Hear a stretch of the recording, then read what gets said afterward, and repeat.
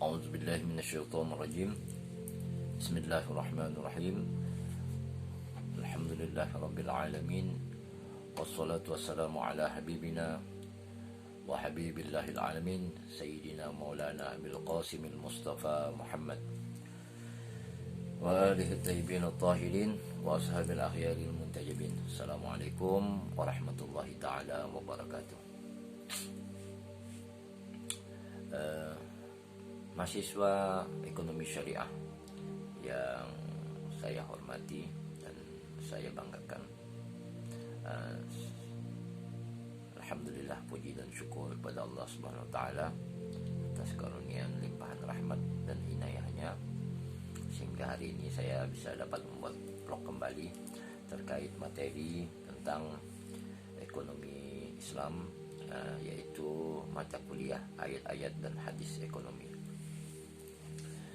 Sebelum saya masuk kepada materi inti, saya berdoa semoga yang mendengarkan video saya ini diberi limpahan berkah, nikmat kesehatan, kemudian diberikan ijabah yang segera atas segala hajatnya, dimudahkan dalam segala usahanya, dan kedua orang tuanya dirahmati dan diberkahi serta diberikan afiah oleh Allah Subhanahu wa taala. Amin ya rabbal alamin.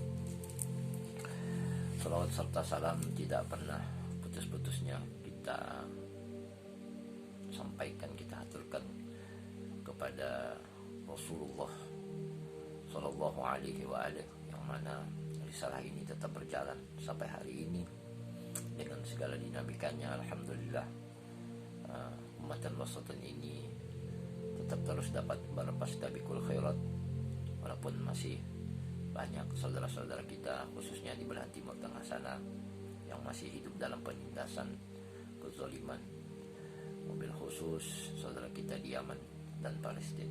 Kita berdoa dengan tulus ikhlas untuk kemerdekaan mereka. Semoga kezaliman yang ada di muka bumi ini segera sirna dan orang-orang tertindas akan diberi kemerdekaan dengan inayah, ma'unah dan pertolongan Allah Subhanahu wa taala dari rijalullah, orang yang memang diridhai Allah untuk menegakkannya. Dan kita berdoa semoga perjuangan para muqawamah selalu diberkahi dan diberikan afiah oleh Allah Subhanahu wa taala. Amin ya rabbal alamin. Alhamdulillah, pada kesempatan ini saya akan memberikan tema materi, yaitu terkait dengan subsilabus yang ke-5 ya, yaitu tentang Islam mengharuskan negara campur tangan dalam menetapkan kepemilikan individu serta mewajibkan negara untuk melindunginya ya. Jadi Islam sebagai agama adiluhur ya, agama yang suci, agama yang rahmatan lil alamin, bukan rahmatan lil alamin hanya slogan ya, karena Rasulullah beserta para sahabat-sahabat setia, kemudian dilanjutkan estafet selanjutnya oleh para khulafa dalam berbagai periode ya.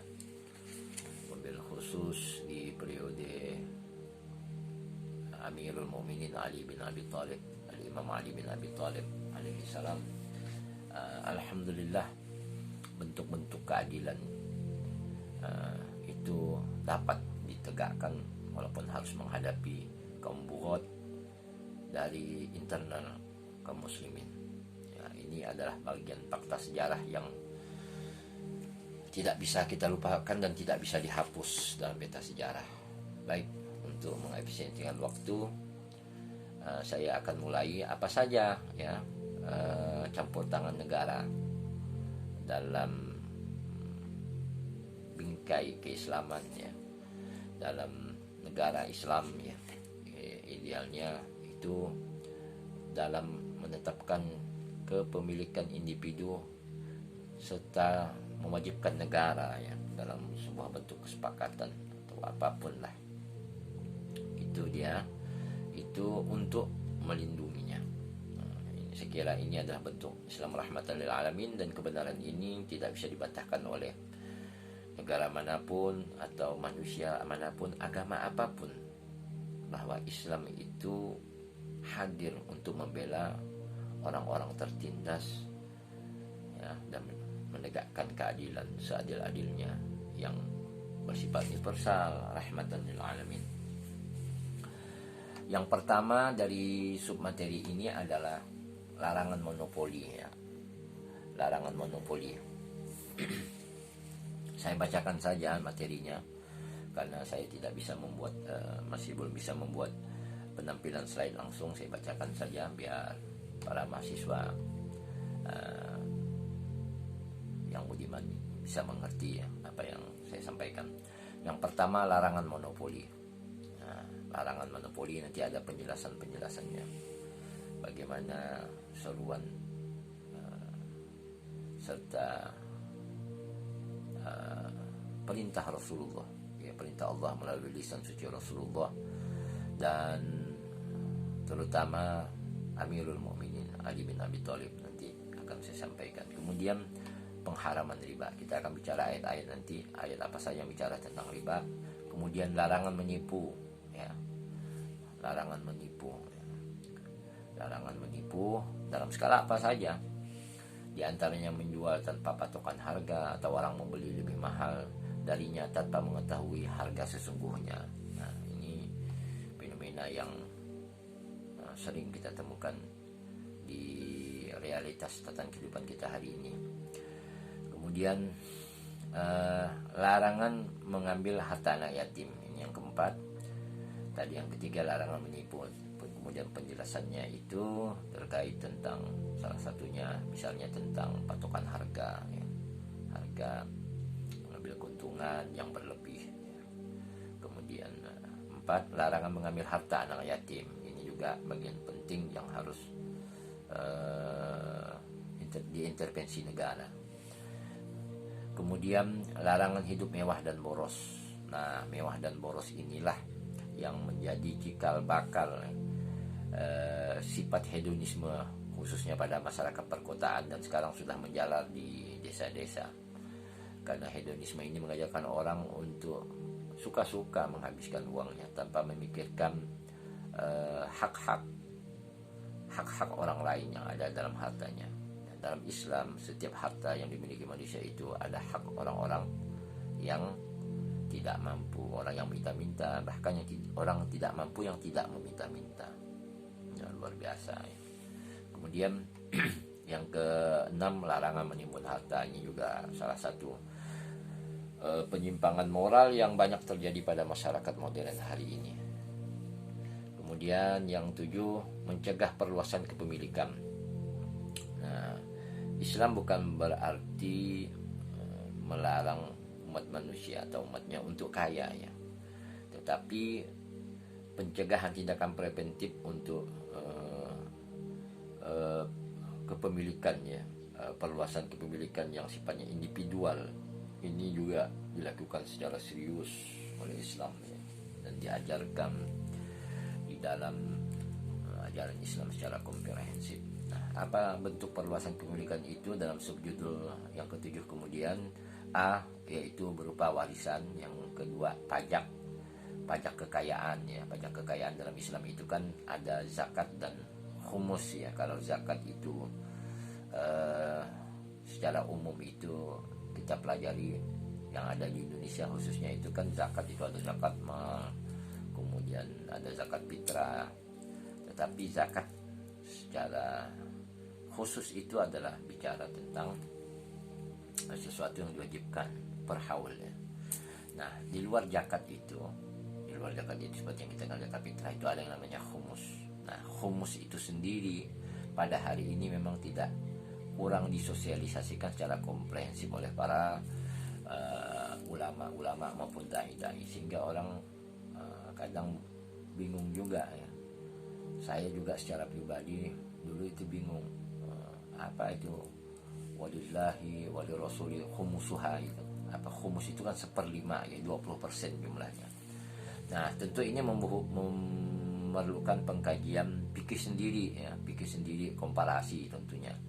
Misalnya bagaimana kita melihat ada zakat mal hari ini. Tidak ada dalil yang kuat yang ada di Indonesia ini tentang zakat mal dan segala macamnya, istilah zakat mal ya, itu kecuali dari seorang ulama bernama Yusuf Al-Qaradawi. Nah, itulah salah satu yang dianggap ya dalam konsideran masyarakat dunia, khususnya di kalangan ulama-ulama Ahlus Sunnah wal Jamaah. Itu Yusuf Qaradawi itu jadi salah satu tokoh otoritatif dalam fikih. Nah, tapi kemudian karena salah satu ijtihadnya yang kontroversi di tahun 2000, kalau saya tidak salah tahun 2015 atau 16, itu dia memfatwakan boleh membunuh ulama, kemudian budayawan, kemudian warga negara yang mendukung Bashar al-Assad.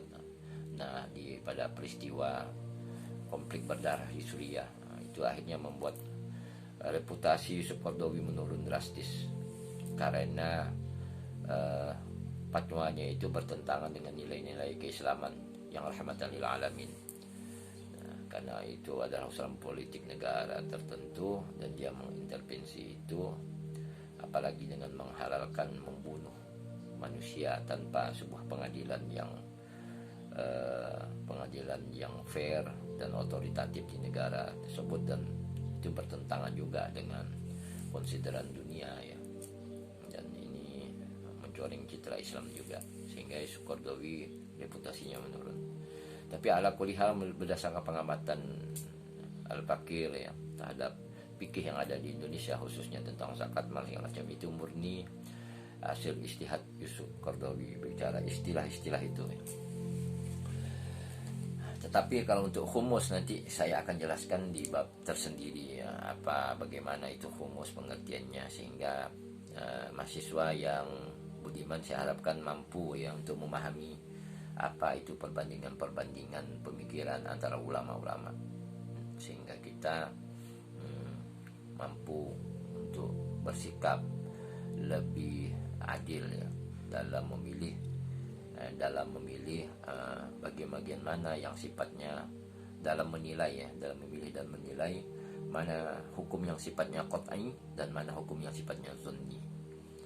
Dalam Al-Quran saja ada ayat yang muhkamat, ada yang mutasyabihat. Muhkamat itu artinya hukum yang sudah pasti, misalnya khamar itu haram, itu sudah jelas. Riba itu haram, itu udah pasti ya. Tetapi apakah bunga bank itu masuk dalam kategori riba atau tidak?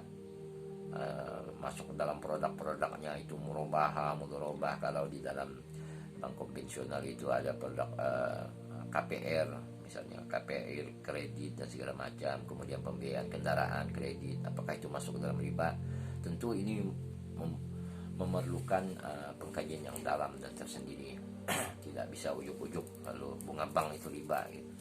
Nah, itu juga menurut pemahaman Al-Fakir, itu adalah bagian dari upaya menjustifikasi sebuah bisnis yang mengatasnamakan syariah. Nah, itu juga kita perlu hati-hati, dan kita tidak bisa langsung dengan mudahnya ya menjudge tentang ini pasti riba, ini kalau dah syariah pasti selamat dari riba ya. Anda nanti akan saksikan sendiri dalam kehidupan nyata bagaimana realitas perbankan syariah jika berbanding dengan perbankan konvensional, walaupun ini juga butuh pengkajian yang mendalam. Baik, masuk kepada tema inti, yaitu kepada negara ya. Islam mengharuskan negara campur tangan dalam menetapkan kepemilikan individu ya, serta mewajibkan negara untuk melindunginya. Nah, dalam sistem Islam tentunya ruh spirit daripada Islam itu sendiri adalah rahmatan lil alamin ya. Nabi saja hadir itu di dalam hadisnya berbunyi salah satunya innama bu'istu liutammima makarimal akhlaq. Jadi Nabi diutus itu tidak lain dan tidak bukan untuk menyempurnakan yang namanya makarim al-akhlak. Jadi makarim akhlak ini induknya akhlak. Islam melarang mencuri, yaitu bagian daripada hukum umum ya. Agama manapun itu tidak ada yang mengatakan bahwa mencuri itu baik. Tapi Rasulullah itu menyempurnakan utammima, menyempurnakan makarim, induknya akhlak. Misalnya begini, Nabi membalas lemparan kotoran terhadap dirinya yang dilakukan oleh salah seorang Arab Quraisy di zamannya itu dengan membalas berkunjung ke rumah orang tersebut saat dia sakit. Rasulullah Shallallahu Alaihi Wasallam itulah orang yang pertama mengunjungi orang yang melemparnya dengan kotoran karena bencinya kepada Rasulullah dalam mensiarkan dakwah Islam. Nah, ini salah satu bentuk makarim al-akhlak. Jadi induknya akhlak. Membalas keburukan seseorang dengan perbuatan yang baik ya. Selama perbuatan itu belum kepada menjatuhkan darah yang tertumpah. Nah, nanti pada hukum ini Islam bicara lain.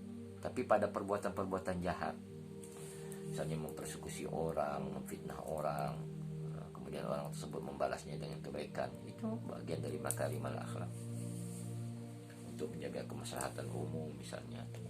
Nah, itu bagian dari makarimal akhlak dan Rasulullah tampil untuk itu. Jadi Rasulullah menyempurnakan makarimal akhlak, induknya akhlak. Allahumma shalli wa sallim wa barik alaihi wa alihi. Baik, para mahasiswa yang budiman, selama ini dunia dikepung oleh dua sistem ya, yang berkelindan, saling benturan, kemudian saling berkontestasi setelah fase kemunduran Islam. Yang pertama adalah sistem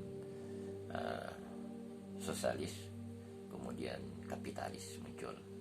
Nah, kapitalisme, sistem kapitalisme dan sosialisme yang mendominasi dunia tentunya dalam fakta kenyataannya tidak menciptakan keadilan di tengah masyarakat dan tidak membahagiakan terutama ya kaum pekerja dan kaum buruh. Sekalipun telah menindas dan memeras tenaga kaum buruh serta menjadikan mereka menderita dan mengalami berbagai malapetaka terpahit dan bencana buruk. Nah, sesuatu hal yang wajar ya setelah kebangkrutan dan kemerosotan mazhab-mazhab ekonomi tersebut, jiwa-jiwa manusia punya jiwa merdeka, ingin memahami teori-teori Islam dalam bidang ekonomi serta kondisi bagaimana kalangan rakyat jelata yang bekerja ya dalam sebuah perusahaan dan lain sebagainya itu bagaimana hak-hak naungan mereka di dalam Islam itu ada nggak payung hukumnya dan lain sebagainya. Karenanya di dalam pengkajian ini sebelum membahas hak-hak mereka itu, nah kita akan kemukakan ya sebagian prinsip yang menopang ekonomi Islam dalam khusus pengkajian ini. Yang pertama adalah perlu Anda catat itu tentang penetapan kepemilikan ya, penetapan kepemilikan. Nah, penetapan kepemilikan itu bicara kepada kalau kita kaji dalam sistem kapitalis maupun sosialis, itu misalnya kapitalisme sangat berlebihan ya dalam menetapkan kepemilikan, karena mereka itu menjustifikasi kebolehan kepemilikan secara berlebihan oleh kalangan-kalangan yang punya, dan mereka diberi kebebasan sebebas-bebasnya untuk melakukan hal tersebut. Penumpukan kekayaan yang luar biasa pada kelompok tertentu yang dilakukan dengan penindasan dan penekanan luar biasa terhadap bangsa-bangsa di dunia telah mengakibatkan terjadinya pelbagai krisis ekonomi yang menggoyahkan pilar kehidupan masyarakat di seluruh penjuru dunia. Hari ini contohnya di Amerika itu, seluruh kekayaan di Amerika hanya dimiliki oleh 5 orang. Anda bayangkan kekayaan Amerika yang begitu besar itu dimiliki oleh 5 orang kapitalis, ya, 5 orang pemilik harta. Makanya jangan heran kalau di Amerika itu sendiri banyak rakyat mereka yang menentang sistem demokrasi ala Amerika itu. Karena apa? Negara itu sangat menjamin ya kepemilikan berlebihan dari individual dan memberi mereka payung hukum sebebas-bebasnya untuk mengeksploitasi orang.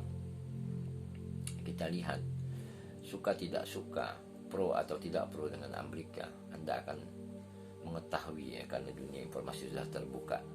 Seluruh kejadian di Timur Tengah, ya, baik itu mulai dari Suriah, Irak, kemudian Libya, kemudian Afghanistan, kemudian yang terakhir ini yang masih terus berkontestasi, Yaman.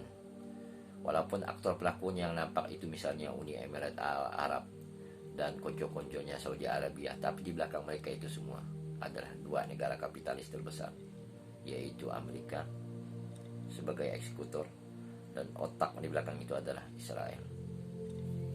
Jadi tidak bisa dipungkiri, umat Islam itu hanya korban saja. Nah, karena mereka menggunakan siasah politik yang licik, mereka selalu memakai tangan-tangan umat Islam untuk menjadi eksekutor pelaku di lapangan, yaitu dimotori oleh raja-raja yang menjadi budak-budak Amerika. Nah, jadi kita juga jangan terkecoh dengan simbol-simbol sorban mereka, dengan tulisan-tulisan Arab di bendera mereka, tapi kita lihat perbuatannya, dan itu nyata di hadapan kita hari ini. Walaupun dunia Islam juga banyak diam ya, apalagi mengharap media Indonesia yang kiblatnya ke Amerika ya. Anda jangan pernah berharap berita ini tampil secara eksklusif, terekspos dengan baik.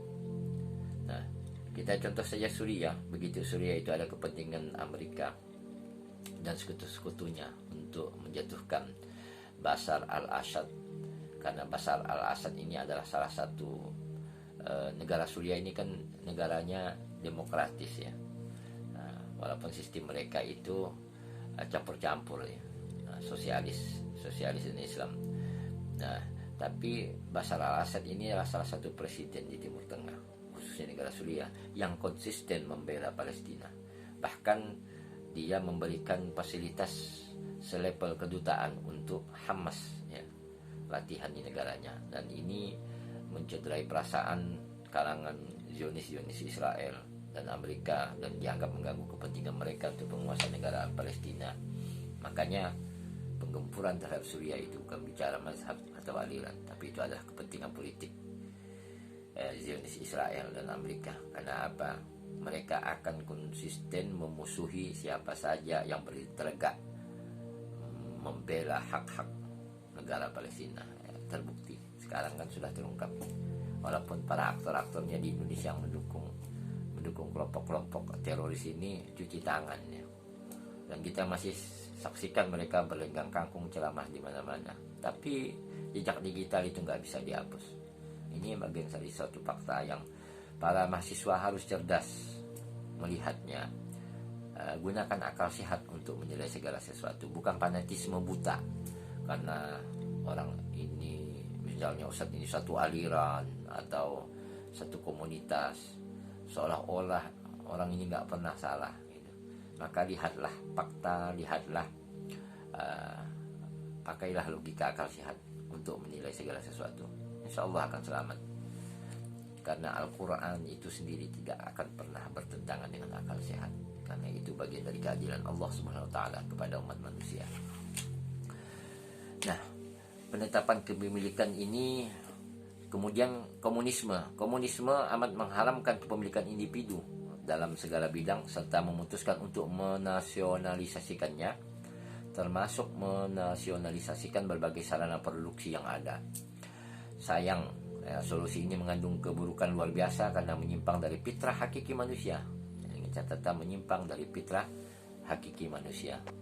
Baik, saya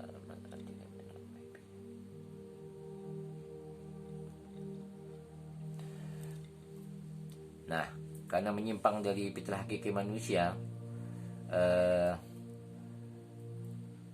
saya tentunya sudah pernah jelaskan ini pada pembahasan di mata kuliah pengantar ekonomi ya.